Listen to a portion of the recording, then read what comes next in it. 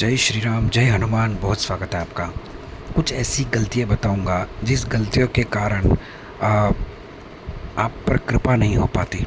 सबसे पहली गलती तो ये है कि अक्सर लोग पूजा पाठ करते हैं, लेकिन यदि आपने अपने पूजा घर में देखा होगा तो जो फूल माला आप चढ़ाते हैं, जो पुष्प आप अपने प्रभु को अर्पण करते हैं, वो पुष्प 3-3 4-4 दिन तक आप मत रखिए।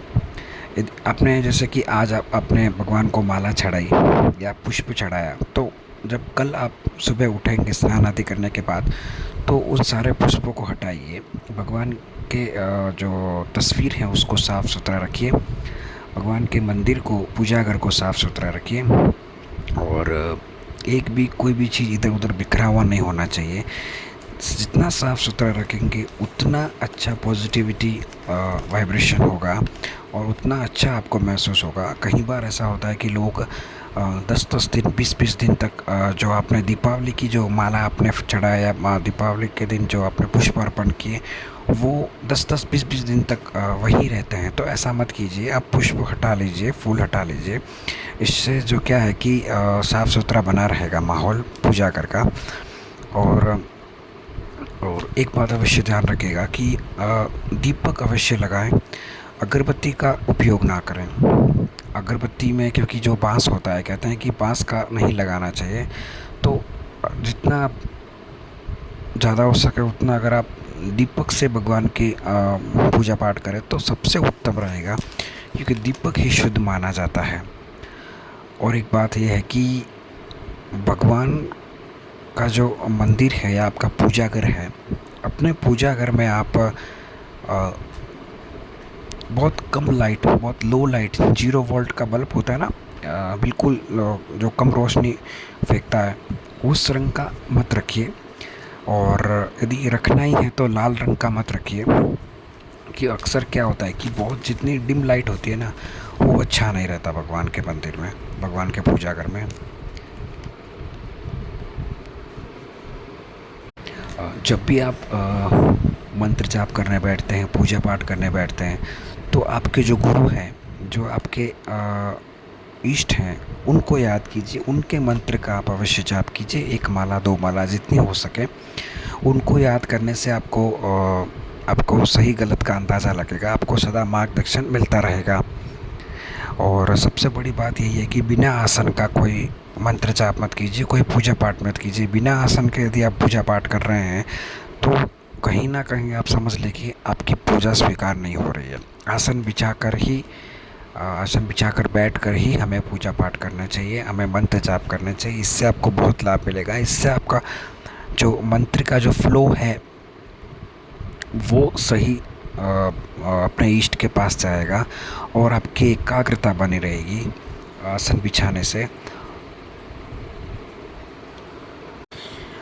यदि आपके पूजा घर में कोई ऐसा पोस्टर लगा हुआ है जो कि फटा हुआ है, या कोई ऐसी तस्वीर है जो कि टूटी हुई तस्वीरें हैं, या उसका कांच टूटा हुआ है, या कोई पोस्टर फटा हुआ है, उसको आपने टेप लगा के चिपकाया हुआ है, तो इस तरीके के फटे पोस्टर को या टूटी हुई तस्वीरों को आप अपने पूजा घर में मत रखिए।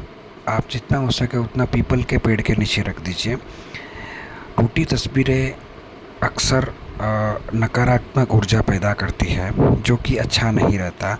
और ख़ासकर तो अपने पूजा घर में तो बिल्कुल भी नहीं। तो इसीलिए आप हमेशा ध्यान रखिए, कोई भी फटा पुराना पोस्टर हो तो उसको आप अपने पूजा घर से हटा दीजिए। ये बात अवश्य ध्यान रखिएगा। और अगर आप दीपक जलाते हैं, पूजा पाठ करते हैं, मंत्र जाप करते हैं, तो आप कैसे पहचानें कि आपकी जो पूजा पाठ है वो स्वीकार हो गई है, या आपने जो मंत्र जाप किया वो स्वीकार हो चुका है, या आपके जो इष्ट है, आपके जो प्रभु हैं वो आपसे खुश हैं। तो सबसे अच्छा उपाय यही है कि जब आप दीपक जलाते हैं तो जो दीपक की जो बाती होती है ना, लास्ट में उसका फूल जैसा आकार हो जाता है। यदि ऐसा होता है तो ये बहुत ही अच्छा और बहुत ही शुभ संकेत है। फूल जैसा बाती का आकार हो जाना, ये बहुत ही अच्छा। इसका अर्थ मतलब यही है कि आपकी जो भक्ति, आपकी जो पूजा पाठ है वो स्वीकार हो सके। अब यदि आपके घर में शिवलिंग है, शिवलिंग की आप रेगुलर पूजा करते हैं तो बहुत अच्छी बात है। और बहुत से ऐसे लोग हैं जो अपने पूजा घर में शिवलिंग रखते हैं परंतु शिवलिंग की पूजा नहीं करते हैं, जल नहीं चढ़ाते हैं। तो जितना हो सके आप शिवलिंग की अवश्य पूजा कीजिए, अवश्य जल चढ़ाइए।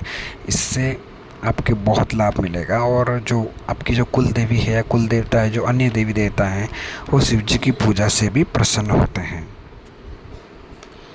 अब एक नियम और बना लीजिए, रेगुलर आप हनुमान चालीसा का पाठ कीजिए। जितना हो सके उतना हनुमान चालीसा का पाठ कीजिए। हनुमान चालीसा से आपको एकाग्रता, आपको बल बुद्धि विद्या प्राप्ति होगी। आपके जो भी कार्य में प्रॉब्लम्स आ रही है वो दूर होगी। और हनुमान चालीसा सिद्ध होने पर आप स्वयं अपना अपना संकट या अपना जो आपकी लाइफ में जो प्रॉब्लम्स आ रही है वो हनुमान चालीसा के थ्रू आप अपने संकट को काट सकते हैं। और जो अक्सर लोग पूजा पाठ करते हैं, भक्ति भावना करते हैं, वो दूसरों के घर में खाना खाने से बचें। ये एक बहुत ज़रूरी बात है, क्योंकि जो भक्ति भावना करते हैं, पूजा पाठ करते हैं, वो लोग, उन लोगों को पता होता है कि जो जिस घर में प्रवेश होते हैं ना, वहाँ के माहौल के थ्रू उनको पता चल जाता है कि वो नेगेटिविटी है या वहाँ पॉजिटिविटी है। अक्सर जब आप किसी दूसरे घर में प्रवेश होते हैं, अंदर एंटर होते हैं, तो स्मेल आती है, एक तो खुशबू आती है। जैसे घर के अंदर आप प्रवेश हुए, खुशबू आई तो पॉजिटिव सा माहौल होता है। और जैसे आप घर के अंदर प्रवेश हुए, आपने आसपास का माहौल देखा और आपको नेगेटिव सी फील हुई, तो उस घर के पानी पीने से, चाय पीने से आप अवश्य बचें। और यदि मजबूरी के कारण आपको पीना पड़ रहा है, आपको पानी पीना पड़ रहा है, आपको चाय पीना पड़ रहा है, तो कहीं ना कहीं वापस घर पे आप आएँ तो अपने आप को शुद्ध करें, अपने आप को पवित्र करें।